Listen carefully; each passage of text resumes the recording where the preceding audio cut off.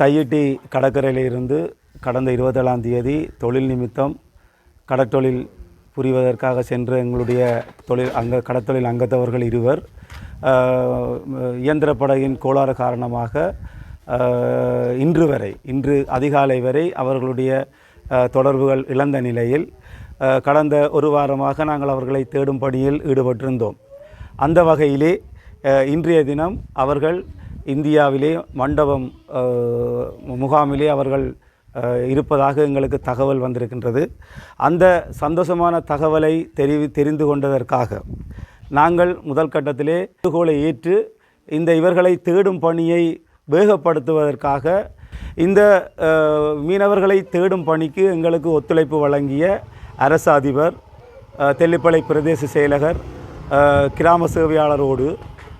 எங்களுடைய நீரியல் வளத்துறை திணைக்களத்தின் தலைவர் மற்றும் எங்களுடைய மயிலிட்டுத்துறை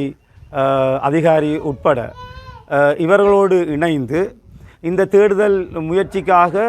நாங்கள் கேட்கும் போதெல்லாம் மனமு வந்து எங்களுக்கு இந்த எரிபொருளை தந்துதவிய வடபிராந்திய எரிபொருள் திணைக்களத்தின் நிர்வாக இயக்குனருக்கும் எங்களுடைய மனமார்ந்த நன்றிகளை தெரிவித்து கொண்டு,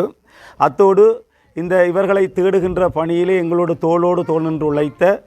ஊடகவியல்களான பிரதீபன் மற்றும்